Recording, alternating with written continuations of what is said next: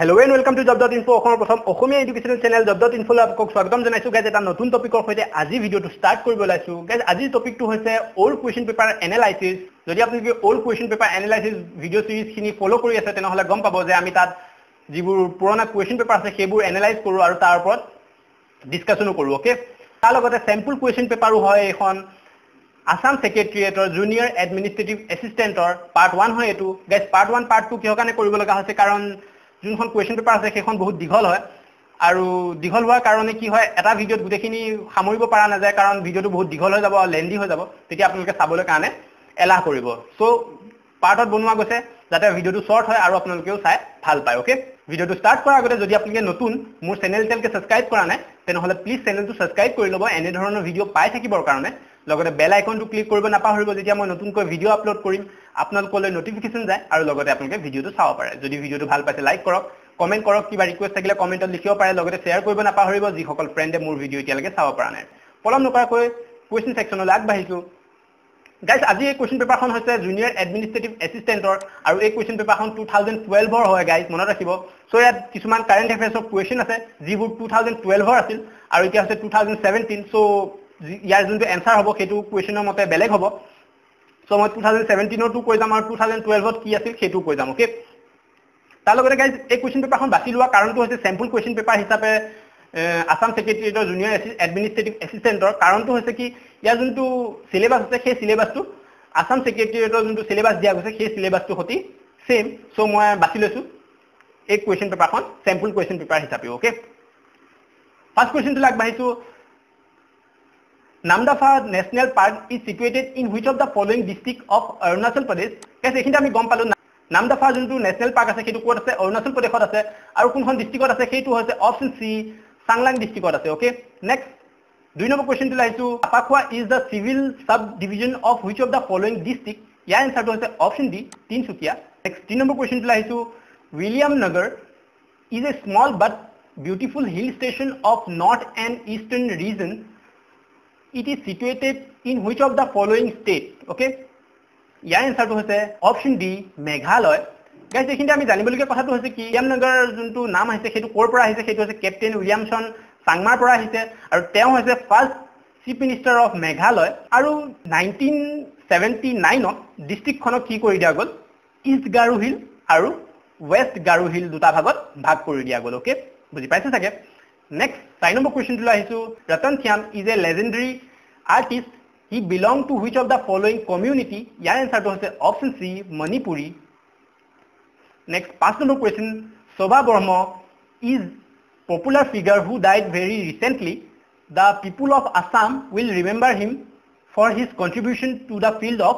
Guys, ekhinte recently use kora goise recently mane hobo 2012 or monot rakhibo ketu. আৰু আমি গম পালো যে সুভা বৰ্মা কেতিয়া মৃত্যু হৈছিল 2012 চনত তেওঁ মৃত্যু হৈছিল আৰু সুভা বৰ্মা হৈছে এজন পেইন্টাৰ আৰু স্কাল্পচাৰ আছিল ওকে মনত ৰাখিব এটো সেই মতে যদি আমি চাও তেনেহলে ইয়াৰ আনসাৰটো হ'ব অপচন ডি ফাইন আৰ্টছত তেওঁ আছিল কন্ট্ৰিবিউশন ওকে আৰু তেওঁ বিষয়ে যদি আমি ভালকে জানিব বিচাৰো তেনেহলে হ'ব আসাম শিল্পী দিৱস এৱাৰ্ড তেওঁ পাইছিল 1977 ত ওকে নেক্সট কমলা কুমাৰী নেশনেল এৱাৰ্ড পাইছিল তেওঁ 1990 ত আৰু Assam State Vishnu Rabha Award পাইছিল 1996 ত ওকে মনত ৰাখিব তেওঁ মৃত্যু ঘটিছিল 2012 ত নেক্সট 6 নম্বৰ কোৱেশ্চন লাইছো দা কোন ৰেলৱে কানেক্ট কি কানেক্ট কৰিছে সেইটো হৈছে option B Roha Mangalore okay next 7 number question লাইছো who is the governor of Assam guys আকৌ এবাৰ কৈছো এখন 2012 ৰ হয় সো 2012 ৰ মতে হ'ব answer option D Jebi Patnaik 2012 ৰ আছিল তেওঁ কেতিয়াৰ পৰা কেতিয়ালৈ আছিল তেওঁ সেইটো হৈছে 11 নৱেম্বৰ 2009 চনৰ পৰা 11 ডিসেম্বৰ 2014 চনলৈকে তেওঁ আছিল অসমৰ গভৰ্ণৰ নেক্সট যদি আমি চাওঁ 2017 ৰ গভৰ্ণৰ কোন হয় লেটেষ্ট তেওঁ হৈছে জগদীশ মুখী আৰু তেওঁ কেতিয়াৰ পৰা হৈছে সেইটো হৈছে 30 ছেপ্টেম্বৰ 2017 ৰ পৰা তেওঁ হৈছে অসমৰ গভৰ্ণৰ ওকে মনত ৰাখিব লেটেষ্ট হৈছে জগদীশ মুখী আৰু 2012 ৰ যোনটো আছিল ইয়াৰ আনসাৰ হ'ব option B JB Patnaik number question to lahisu which of the following is a harvest festival of India guys a question to bhul hoy ase a question to hobo lagisil which of the following is not a harvest festival of India aru yat option kita dibo lagisil but yat ki korile question to bhul ke dile aru jitu option dia goise sei gute gita hoy harvest festival monot rakhibo yat jigita option dia goise gute gita hoy harvest festival আমি যদি চাও option A Onam Onam হৈছে harvest festival কেৰেলাত পালন কৰা যায় okay next Pongal Pongal হৈছে আপোনাৰ এটা হাৰ্ভেষ্ট ফেষ্টিভেল আৰু কোট পালন কৰা যায় সেইটো হৈছে তামিলনাডুত পালন কৰা যায় ওকে নেক্সট লোহৰি লোহৰি হৈছে আপোনাৰ পাঞ্জাবৰ harvest festival next option B Magh Bihu সকলোৱে জানো আমাৰ অসমৰ okay next 9 number question where is the headquarter of the world health organization ইয়াৰ এনসাৰটো হৈছে option B Geneva Switzerland. Next, 10 number question. Which is the first mobile theater of Assam? Your answer to option C, Kohinoor Theater. Guys, Kohinoor Theater আৰম্ভ হৈছিল কেতিয়াৰ পৰা সেইটো হৈছে 1930 চনৰ পৰা ষ্টাৰ্ট হৈছিল আৰু কোনে ষ্টাৰ্ট কৰিছিল তেওঁ হৈছে বৰ্জনাথ শৰ্মা আৰু আমি ক'ব পাৰো 1931 চনত first time female actress introduce কৰা গৈছিল ফণী শৰ্মাৰ হেল্পত ফাৰ্ষ্ট টাইম কি কৰা গৈছিল ফিমেল এক্ট্ৰেছ ইন্ট্ৰোডিউস কৰা গৈছিল থিয়েটাৰত ওকে মনত ৰাখিব 11 নম্বৰ কোৱেশ্চন লাইছো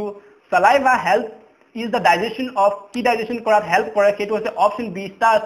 আৰু saliva মানে হৈছে আপোনাৰ লালতি যোনটো আমাৰ মুখৰ লালতি থাকে সেইটো এইখিনিতে মন কৰিবলগীয়া কথাটো হৈছে বাহিৰা কথা যে saliva যোনটো লালতি আছে আমাৰ সেই লালতিটো 98% কি থাকে পানী থাকে 12 নম্বৰ কোৱেশ্চনটো লাইছো the longest bone in human body is option C femur femur মানে হৈছে কি গাইস কঁকালৰ তলৰ পৰা ধৰি আঠুলৈকে যোনডাল হাড় থাকে সেইডালকে কি বুলি কোৱা যায় longest bone বুলি কোৱা যায় আৰু তাৰ নামটো কি ইংলিছত সেইটো হৈছে femur মনত ৰাখিব 13 নম্বৰ কোৱেশ্চনটো লাইছো WikiLeaks a whistleblower website is an international organization based in okay guys ইয়াৰ এনসাৰটো জানা আগতে আমি জানি লওঁ WikiLeaks আৰু whistleblower কি guys WikiLeaks হৈছে কি আমি ক'ব পাৰো এটা ৰিপৰ্টাৰৰ সংগঠন কোনো দেশৰ বা কোনো এটা সংগঠনৰ যিবোৰ ইলিগেল কাম চলি থাকে সেইবোৰ এক্সপোজ কৰা কামটোই হৈছে কি WikiLeaks মেইনলি আমি সেইটোকে ক'ব পাৰো whistleblower মানে কি গাইস whistleblower মানে হৈছে কি সহজ ভাষাত যদি আমি বুজিবলৈ লওঁ তেনেহলে হ'ব ধৰি লওক মই এটা সংগঠনত কাম কৰি আছো আৰু সংগঠনটোৰ ভিতৰত কিছুমান ইলিগেল কাম চলি থাকে বা অসামাজিক কাম কিছুমান চলি থাকে আৰু সেই কামবোৰ পাব্লিক কৰি দিয়া পাব্লিকত এক্সপোজ কৰি দিয়া মানুহজনকে কি বুলি কোৱা যায় whistleblower বুলি কোৱা যায় ওকে ইয়াৰ এনসাৰটো হৈছে অপশন সি সুইডেন 14 নম্বৰ কোৱেশ্চনটো লাহিছো which of the following book has been written by Kamala Das ইয়াৰ এনসাৰটো হৈছে অপশন ডি টুনাইট দিস সাবেজ ৰাইট ওকে আৰু এই কিতাপখন কেতিয়া পাবলিশ কৰা গৈছিল সেইটো হৈছে 1979 ত পাবলিশ কৰা গৈছিল গাইস এইখিনিতে মন কৰিবলগীয়া কথাটো হৈছে কি কমলা দাস তেওঁ আনটা নামেৰে জনা যায় সেই নামটো হৈছে কমলা চুৰিয়া বুলিও জানা যায় ওকে আৰু তেওঁ সাহিত্য একাডেমি এৱাৰ্ডটো পাইছিল কেতিয়া পাইছিল সেইটো হৈছে 1984 ত পাইছিল okay next 15 number question who is authorized to issue coin in India ইয়াৰ এনসাৰটো হৈছে option B ministry of finance guys এই কোৱেশ্চনটো মই আগতেও আলোচনা কৰি আহিছো যদি আপোনালোকে ওল্ড কোৱেশ্চন পেপাৰ এনালাইসিস যোনটো সিৰিজ আছে সেইটো যদি ফলো কৰি আছে তেনেহলে এই কোৱেশ্চনটো আপোনালোকে পাইছে চাগে আৰু এই কোৱেশ্চনটো ৰিপিট হৈ থাকে বাৰে প্ৰতি মনত ৰাখিব এই কোৱেশ্চনটো ওকে নেক্সট 16 নম্বৰ কোৱেশ্চনটো লাইছো according to preamble of constitution India is a ইয়াৰ এনসাৰটো হৈছে option D sovereign socialist secular democratic republic okay 17 number কোৱেশ্চনটো লাইছো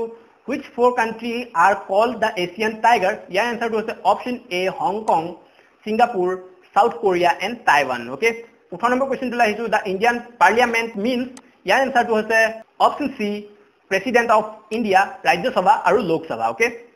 next 19 নম্বৰ কোৱেশ্চনটো লাইছো guys 19 নম্বৰ কোৱেশ্চনটো হৈছে Yuan Sang visit India during the of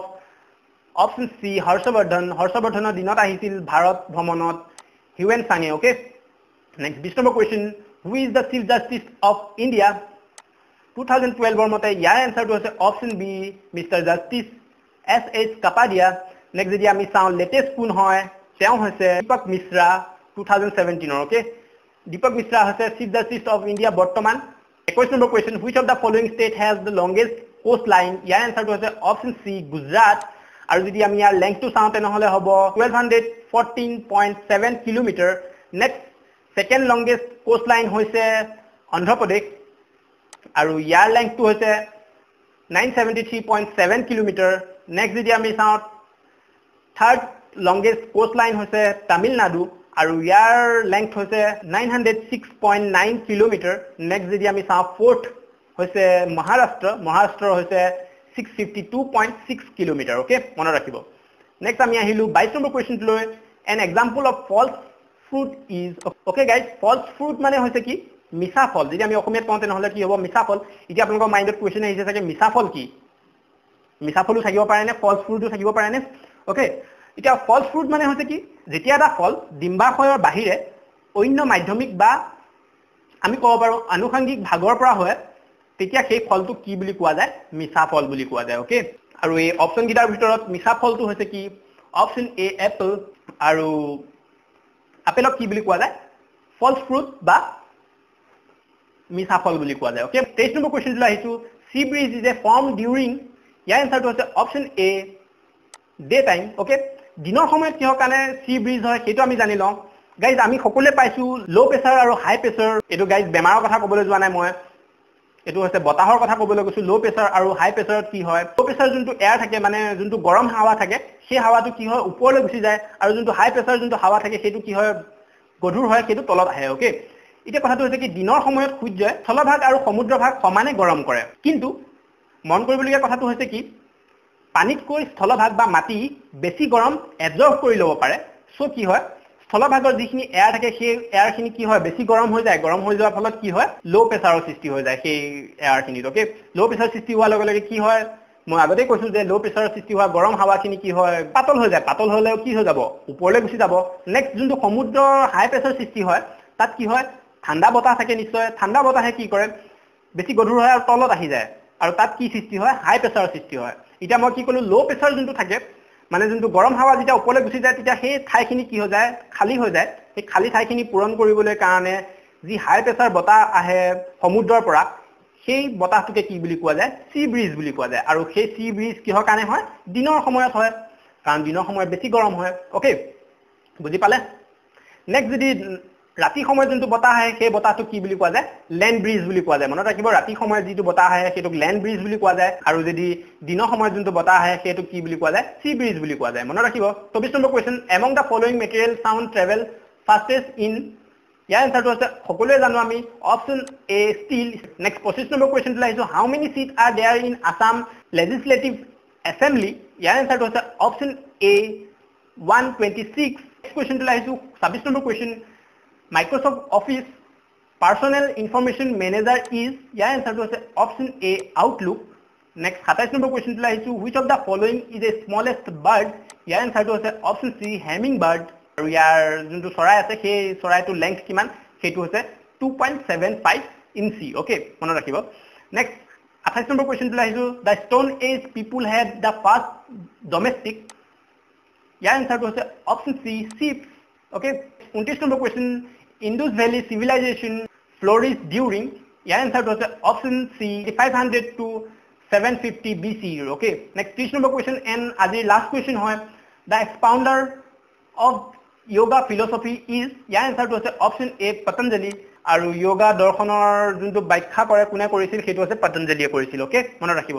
guys আজি এই ভিডিওটো চাই আপোনালোকে কেনে পালে প্লিজ কমেন্টত জনাব যদি ভাল পাইছে লাইক কৰক কমেন্ট কৰক কিবা ৰিকুৱেষ্ট থাকিলে কমেন্টত লিখিব পাৰে লগতে শেয়াৰ কৰিব নাপাহৰিব যিসকল ফ্ৰেণ্ডে মোৰ ভিডিও এতিয়ালৈকে চাব পৰা নাই আজিলৈ ইমানেই এটা নতুন ভিডিওত আকৌ এবাৰ লগ পাম বাই জয় আই অসম